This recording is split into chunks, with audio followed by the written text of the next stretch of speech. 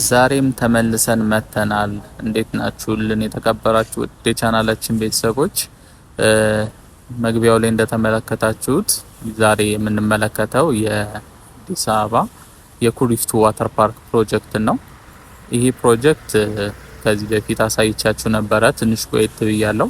በጣም የሚገራርሙ ነገሮች ተጨምረውበታል። ብዙ ነገሮች አሉት። እነዚህ ከመግቢያው ጀምሮ በስተቀኝ በኩል የምንመለከተው የሬስቶራንትና ይሄ የከፊታችን የሚገኘው ዋና መግቢያን ጨምሮ የተለያዩ የካናል ፕሮጀክቶች፣ የዋተር ስላይድ እንዲሁም አርቲፊሻል ሐይቅና የቴኒስ ሜዳ የተለያዩ ነገሮች ተጨምረውበታል። በዛሬ ቪዲዮአችን እነዚህን አዳዲስ ነገሮች የምንመለከት ነው የሚሆነው። ከሱም ባለፈ እንግዲህ እንደምታውቁት ከተማችን ውስጥ አዳዲስ የሆኑ የኮሜርሻል ሱቆች እየተሰሩ ነው የሚገኘው። ኮሜርሻል ሞሎች ማለት ነው። እንግዲህ ከአራዳ ሌክዠሪ ሞል ቀጥሎ እጅግ ግዙፍ ይሆናል ተብሎ የሚጠበቀው የአዲስ ሴንትራል ግራንድ ሞል ነው። እሱንም የምንመለከት ይሆናል። በጨረፍታ መሰረቱ እየተሰራ ነው የሚገኘው። እሱን እንመለከታለን። ከሱም ባለፈ የፒኮክ ፓርክም እንዲሁ ለየት ያሉ ነገሮች በውስጡ እያካተተ ነው የሚገኘው። እሱንም በደንብ የምንመለከት ነው የሚሆነው። እስከ መጨረሻው አብራችሁን ቆይታችሁ እንግዲህ ይሄን የሚገራርም ፕሮጀክቶች እንድትከታተሉ ሲል እጋብዛችኋለሁ። ለቻናላችን አዳዲስ የሆናችሁ ቤተሰቦች ሰብስክራይብ በማድረግ እንግዲህ ቤተሰባችንን መቀላቀል እንዳትረሱ። እንዲሁም ቪዲዮ ለሌሎች ተደራሽ እንዲሆን ለቻናላችን እድገት እንዲረዳን ላይክ እና ሼር በማድረግ ቤተሰብ መሆናችሁን አጋርነታችሁን ማሳዩን።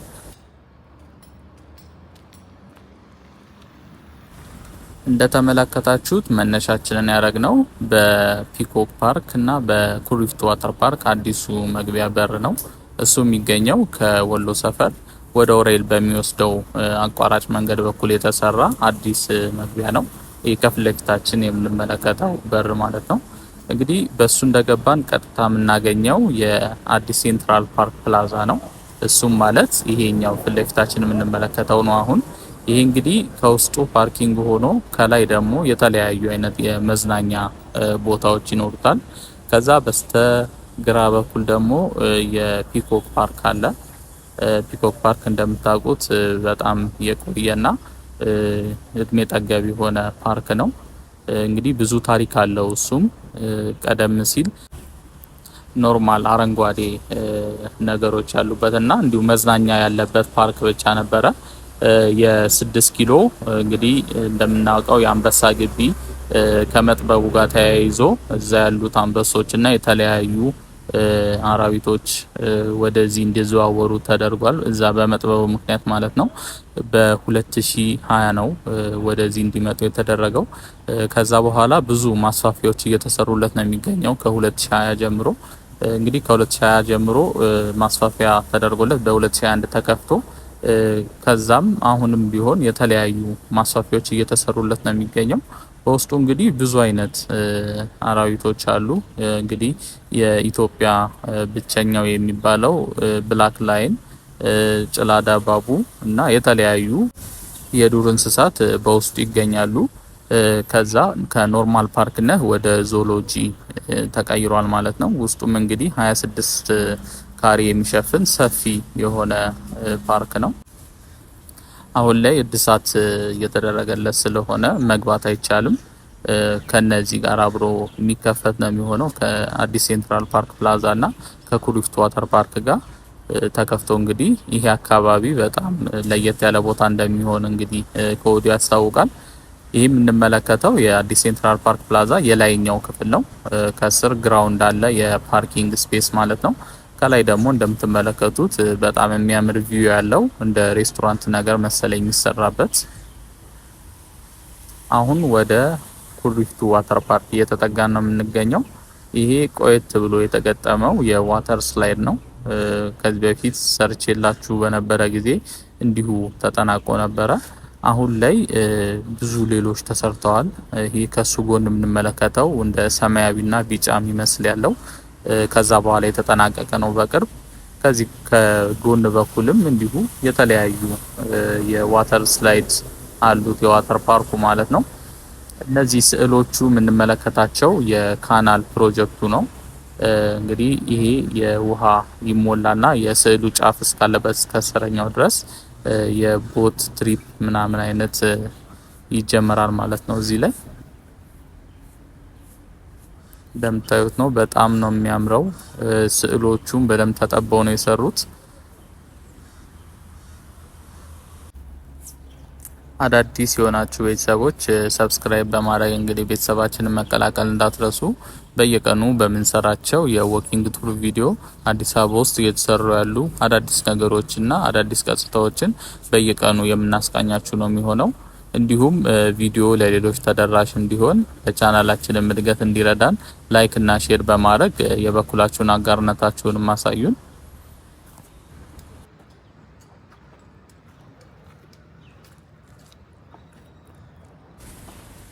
ይሄ የምንመለከተው የፒኮክ ፓርክ አዲስ እየተሰራ ያለው የውስጠኛ ፕሮጀክት ነው ይመስለኛል። የተለያዩ አኒማሎች እዚህ ውስጥ ተደርገው እንዲታዩበት አይነት ይመስላል ዲዛይኑ። እንግዲህ መግባት ስለማይቻል ነው ወደ ውስጥ ያልገባሁት፣ ያው እድሳት ላይ ስለሆነ ወደፊት ሲከፈት ገብቼ እንግዲህ በደንብ የማሳያችሁ ነው የሚሆነው የውስጠኛውን ገጽታ። መግቢያችን ላይ ሃይላይቱ ጋር አንድ የሆነች የፒኮክ ቅርጽ አሳይቻችሁ ነበረ። አዲስ የተገጠመች ነች። እሷን ወደ መጨረሻ ወደፊት ስንሄድ የምንመለከታት ነው የሚሆነው። በጣም የምታምር የፒኮክ ቅርጽ ነች። አሁን በዚህ ሳምንት አካባቢ ነው የተገጠመችው። የዋተር ፓርኩ እንደምትመለከቱት ነው። በጣም ደረጃውን የጠበቀ እንግዲህ ሲጠናቀቅ ኢስት አፍሪካ ውስጥ ትልቁ የዋተር ፓርክ ፕሮጀክት ይሄኛው ይሆናል ተብሎ ነው የተነገረው። እንደምታውቁት የኩሪፍቱ ዋተር ፓርክ ቢሾፍቱ ነው የመጀመሪያ፣ ኢትዮጵያ ውስጥም የመጀመሪያው ዋተር ፓርክ የተከፈተው የቢሾፍቱ የኩሪፍቱ ዋተር ፓርክ ነው። እሱም በ2019 ነበረ የተከፈተው። እንግዲህ ይሄ የኩሪፍቱ ዋተር ፓርክ ሁለተኛው ፕሮጀክት ሆኖ የኢትዮጵያም ከኢስት አፍሪካም ትልቁ ይሆናል ተብሎ የሚጠበቀው ይሄኛው ነው። ሲጠናቀቅ በጣም ብዙ ነገሮችን ነው የሚያካትተው። እንደምትመለከቱት ከ4 ከ5 በላይ የዋተር ስላይዶች አሉት የተለያዩ። አሁን ይሄ የምንመለከተው ኖርማል ቀጥ ብሎ የሚወርደው አለ፣ ሉፕ የሚባለው አለ፣ እንዲሁም ደግሞ ፑል ዌቭ የሚባል እንደ ውሃ ተሞልቶበት ዌቭ የሚያደርግና የሚያንቀሳቅስ ለየት ያለ የዋተር ፓርክ መጫወቻ ነው። እንግዲህ እሱም ኢስት አፍሪካ ውስጥ እንግዲህ የኢትዮጵያ የመጀመሪያው ግዙፉ ዋተር ፓርክ ነው የሚሆነው ሲጠናቀቅ። እንግዲህ ተመርቆ ለማየት በጣም ያጓጓል። ከዚሁም ባለፈ ወደ ፊት አሁን ጠጋ ስንል ደግሞ የአርቲፊሻል ሌክ ፕሮጀክቱም አለ። እሱም ቀደም ሲል የውሃ ተሞልቶበት እንግዲህ ጀልባም ገብቶበት ከዚህ በፊት አሳይቻችሁ ነበረ። እሱ ቼክ እየተደረገ ነበር። አሁን ላይ ውሃው እንዲፈስ ተደርጎ የተለያዩ ክፍተቶች የተገኙትን እንግዲህ እያስተካከሉና እየጠገኑ ነው የሚገኘው። ቀረብ ስንል እንመለከተዋለን እሱንም። ከሱም ባለፈ ወደ መጨረሻ አካባቢ ላይ የአዲስ ሴንትራል ግራንድ ሞል እያሰራው የሚገኘውን የሌክዠሪ ሞል ፕሮጀክትም እንመለከታለን። እንደነገርኳችሁ መሰረቱ ገና እየወጣ ነው የሚገኘው። ነገር ግን ይሄ ፕሮጀክት ሲጠናቀቅ እንግዲህ ኢትዮጵያ ውስጥ እጅግ ግዙፍ ከሚሆኑት የኮሜርሻል ሞሎች ውስጥ አንዱ ነው የሚሆነው። ትዊንስ ታወር ነው ያለው። ባለ 18 እና ባለ 25 ህንጻ ትዊንስ ታወር ይኖረዋል። ይሄም ከአራዳ ሌክዠሪ ሞል የሚበልጥና የሚፎካከር ሌክዠሪ የሆኑ እቃዎች የሚሸጡበት እንዲሁም የተለያዩ የሀገራችን ነጋዴዎች እንግዲህ እቃዎችን ለማምጣት ዱባይ ነበረ ከዚህ ቀደም የሄዱት። አሁን ላይ ይሄ የአራዳ ሌክዠሪ ሞል እና የሴንትራል ፓርክ ግራንድ ሞል ሲጠናቀቅ ከተለያዩ ሀገሮች ወደኛ ሀገር እየመጡ እንግዲህ እቃ መግዛት ይጀምራሉ ማለት ነው። እኛ ወደ ዱባይ እንደምንሄደው አሁን ከተለያዩ ሀገሮች ኢትዮጵያ እዚሁ አዲስ አበባ እየመጡ እቃ መገበያየት ይጀምራሉ ማለት ነው። ይህም እንግዲህ ለከተማችን በጣም ትልቅ እድገት የሚያመጣ እንዲሁም የተለያዩ የቱሪስት መስህቦችም የሚሆን ነው። አሁን እዚህ አካባቢ ላይ ብቻ በጣም ብዙ ፕሮጀክቶች አሉ። እንደተመለከትነው የፒኮክ ፓርክ አለ፣ የዋተር ፓርክ አለ፣ እዚህ ጋር የአርቲፊሻል ሌክ እንዲሁም የሴንትራል ግራንድ ሞልም ሲጠናቀቅ እዚሁ አካባቢ ላይ ብቻ በጣም ብዙ ነገሮች ይኖሩታል።